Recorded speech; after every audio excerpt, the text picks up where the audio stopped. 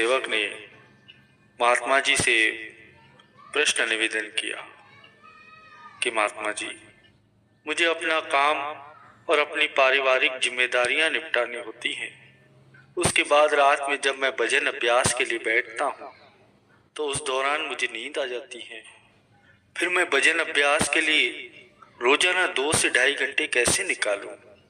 मैं एक अच्छा भजन अभ्यास कैसे करूं कि जिसमें मुझे नींद भी ना आए और मेरा ध्यान भी टिका रहे? तब महात्मा जी ने उस गुरुमुख प्रेमी को समझाते हुए बताया कि बेटा, ये समझना आवश्यक है कि हमें भजन अभ्यास के लिए तभी बैठना है जब हम पूरी तरह जागृत अवस्था में हो। भजन अभ्यास के लिए वह समय चुनना चाहिए जब हमारा शरीर एकदम तरोताजा हो। बहुत से लोग सुबह सवेरे भजन अभ्यास करते हैं जब वे अपनी नींद पूरी कर चुके होते हैं। इस तरह सुबह उठने पर हमारा शरीर एकदम ताजा दम होता है। बहुत से लोग पूरी तरह से जाग जाने के लिए स्नान करते हैं। गुरु को वीडियो लाइक करना, सब्सक्राइब करना प्लीज़। बहुत मेहनत से वीडियो बनाता हूँ, आपको वीडियो पूरी देखनी है प्लीज़। जब हम अच्छी तरह से जागृत रहकर भजन अभ्यास करते हैं तब हमें नींद नहीं आती, परंतु जब हम थके होते हैं या काम से आने पर तुरंत भजन अभ्यास पर बैठते हैं तब हमें नींद आने की संभावना अधिक रहती है। फिर आगे प्रश्न किया, जब मैं तरोताजा महसूस करता हूँ और भजन अभ्यास शुरू करता हूँ तो उस समय ऐसा लगता है कि जैसे मेरे मस्तक की नाड़ियां धीमी पड़ गई है और मैं फिर से सो जाता हूँ। मुझे क्या करना चाहिए? तब उसे आगे समझाते हैं कि जब हम सही तरीके से भजन अभ्यास करते हैं तो ऐसी अवस्था में पहुंच जाते हैं जहां हमारे मस्तिष्क की तरंगे 5 से 8 हर्ट्ज प्रति सेकंड की गति से काम करती है। सामान्य रूप से काम करते समय हमारे मस्तिष्क की तरंगे 13 से 20 हर्ट्ज पर काम करती है। यदि हम नींद जैसी अवस्था में भजन अभ्यास करते हैं तो हमारे मस्तिष्क की तरंगे 0 से 4 हर्ट्ज तक धीमी हो जाती है, जो कि गहरी नींद की अवस्था है। यदि हम सही तरीका सीख लें और पूरी तरह जागृत अवस्था में बैठे तो भजन अभ्यास में हमें नींद नहीं आएगी। जो चीजें अधिकांश लोगों के लिए काम करती हैं वह है स्नान करना। भजन अभ्यास के लिए उस समय बैठना जब हम थके हुए बिल्कुल न हो। पर यदि आपको फिर भी समस्या होती है तो आप 8 घंटे सोकर सुबह उठें और स्नान करें, तब भजन अभ्यास के लिए बैठे। आप वह समय चुनें जब आप थके हुए बिल्कुल न हो। हाँ, हो सकता है आपके शरीर को 8 घंटे से अधिक नींद की आवश्यकता हो। यदि आपके शरीर को 10 घंटे नींद की आवश्यकता है तो आप 10 घंटे सोने के पश्चात भजन अभ्यास करें। परंतु सामान्यतः यदि आप 8 घंटे सोते हैं तो ये पर्याप्त है।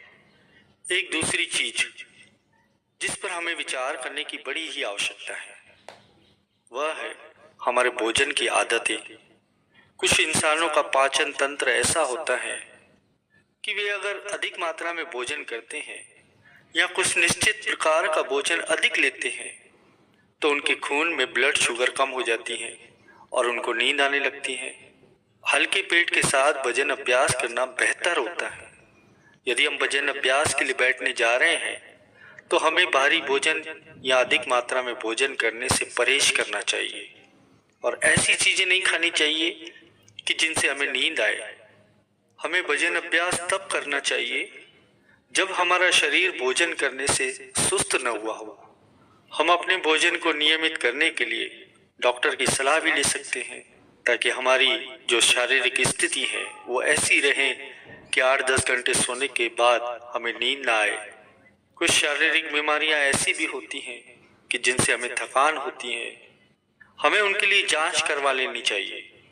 एक बार जब ये जान जाए कि हमारी अधिक नींद का कारण हमारा स्वास्थ्य या भोजन नहीं है तो फिर हम दिन का ऐसा समय खोजें जब हम अधिक जागृत हो। हम उसी समय भजन अभ्यास करें। आप उस समय भजन अभ्यास करने का प्रयास करें जब आप थके हुए बिल्कुल न हो और प्रभु की कृपा से आप बिना सोए भजन अभ्यास करने में सफल हो जाने चाहिए। कई साधक ऐसे होते हैं जब वे भजन अभ्यास पर बैठते हैं तो थोड़ी देर के बाद उनकी आंखों पे जोर आता है। हम बिना आंखों पर जोर डाले अपना ध्यान कैसे टिकाएं? ध्यान टिकाने में एक समस्या आती है। आंखों को बार बार एकाग्र करना पड़ता है कि जिससे उनकी आंखों पर बहुत अधिक खिंचाव आता है।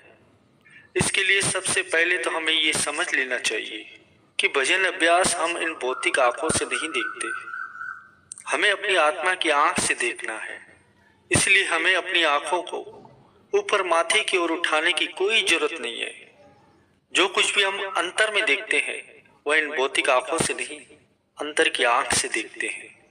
हमें अपनी आंखें आराम से इस प्रकार से बंद करनी चाहिए कि जैसे हम सोते समय करते हैं। जब हम अपने अंतर में इस तरह से देखते जाएं, जैसे कि हम घर पर टीवी के सामने बैठकर टीवी को बड़े ध्यान से देखते हैं। भजन अभ्यास में हमें अपना ध्यान अपने सामने 8 से 10 इंच की दूरी पर टिका कर रखना चाहिए। इसके लिए हमें कोई जोर नहीं लगाना है। ध्यान टिकाना एक सहज प्रक्रिया है। जब हम ध्यान टिकाते हैं तो हमें ये नहीं सोचना है कि हमें ये दृश्य देखना है, हमें वो दृश्य देखना है। हमें केवल प्रभु से यही प्रार्थना करनी चाहिए कि वे हमें वही दिखाएं जो हमारे लिए बेहतर हो। हमें उनसे अपने दर्शनों की प्रार्थना करनी चाहिए। हमें प्यार से एक खाली प्याले की तरह बैठना है ताकि प्रभु उसमें अमृत भर सके। हमें अपनी तरफ से कोई प्रयास करने की आवश्यकता नहीं है। हमें अपनी आंखें आराम से बंद रखनी चाहिए और अपने सामने जो कुछ भी दिखाई दे उसके बीच में अपनी अंदरूनी आंख से देखते रहना चाहिए। जब हम नियमित रूप से इसका अभ्यास करेंगे तो यह हमारे लिए बड़ा ही आसान हो जाएगा। शुरू में हो सकता है कि हम बीच बीच में अपनी आंखें खोल दें या इधर उधर खुजली करने लग जाएं। शुरू में ऐसा बहुत से साधकों के साथ होता है। ऐसा होना स्वाभाविक है क्योंकि ये जो हमारा शरीर और मन है ये कभी नहीं चाहते कि हमारा ध्यान एकाग्र हो। इसीलिए वे हमें किसी न किसी तरीके से भटकाने का प्रयास करते ही रहते हैं। जब हम नियम से इसका अभ्यास करते हैं तो हम बिना किसी विघ्न के अधिक देर तक भी स्थिर बैठने और एकाग्र होने के लायक हो जाते हैं। हमें अपने सामने जो कुछ भी दिखाई देगा हम उसके बीच में देखते रहने के अभ्यस्त हो जाएंगे। हमें कोई जोर लगाने की जरूरत नहीं होगी। हम इस तरह से देखेंगे जैसे हमारे सामने फिल्म का पर्दा हो और हम फिल्म शुरू होने की प्रतीक्षा कर रहे हो। इससे हमें अपनी आंखों पर जोर डालने की आवश्यकता नहीं रहेगी। जब हम भजन अभ्यास के लिए बैठे तो ये सुनिश्चित कर ले कि हमारी आंखों के जो ढेले हैं जिसे हम आई बॉल्स कहते हैं ये बिल्कुल सीधे हो, बिल्कुल एक ही सीध में हो, सामने की ओर हो। कुछ लोग शिव नेत्र पर पहुंचने के लिए अपने आई बॉल्स को ऊपर उठाने की कोशिश करते हैं और उठाते भी हैं, परंतु ऐसा करने से सिर में दर्द होता है। इसके बजाय हमें अपनी आंखों के ढीलों को बिल्कुल सीध में सामने की ओर रखना चाहिए। जब हम ऐसा करेंगे तो धीरे धीरे हमारा ध्यान बेहतर होता जाएगा।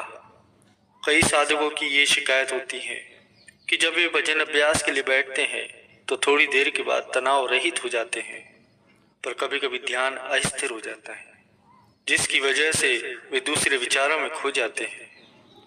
पहली बात तो हमें किसी विचारों में नहीं खोना है। हमें अपने प्रभु के नाम पर ध्यान देना है और अपने मन को शांत रखना है।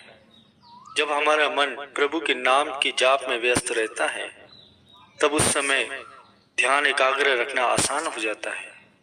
हमारा ध्यान उस समय भटकता है जब हम अपने प्रभु के नाम जाप पर केंद्रित नहीं हो पाते और हमारा ध्यान किसी और दिशा में चला जाता है। इसके लिए जब हम भजन अभ्यास करते हैं तब हमें केवल सिमरन पर ही ध्यान देना है। महापुरुष हमेशा कहते हैं कि भजन अभ्यास से हमें असली मदद मिलती है, हमारी आत्मा का उद्धार होता है। इसकी सहायता से हमारी आत्मा अंदर विद्यमान अपने प्रभु से जुड़ जाती है, जिससे कि हमारी आत्मा को खुराक मिलती है। जब हम भजन अभ्यास करते हैं और अंतर की दुनिया में जाते हैं तो हमारा सर्वोत्तम आध्यात्मिक विकास होता है। ये बिल्कुल ऐसा ही है जैसे हम कोई प्रयोग करते हैं। मान लीजिए कि आप किसी विद्यालय की प्रयोगशाला में हैं और आपको कोई भौतिक या रसायन विज्ञान का कोई प्रयोग करना है। यदि आप प्रयोग सही तरीके से करते हैं तो आप निर्धारित परिणाम पाते हैं। तो ऐसे ही जब हम अपने प्रभु के भजन अभ्यास पर बैठते हैं ध्यान टिकाना चाहते हैं तो हम उसे बताए गए तरीके से ही करें और उस अभ्यास में कोई दूसरा अभ्यास बिल्कुल न मिलाएं। जब हम बताए गए तरीके से भजन अभ्यास करेंगे तो हम वांछित परिणाम पाएंगे, जो कि हमारी आध्यात्मिक उन्नति के लिए बहुत ही अच्छा होगा। गुरु को वीडियो लाइक करना, सब्सक्राइब करना प्लीज़।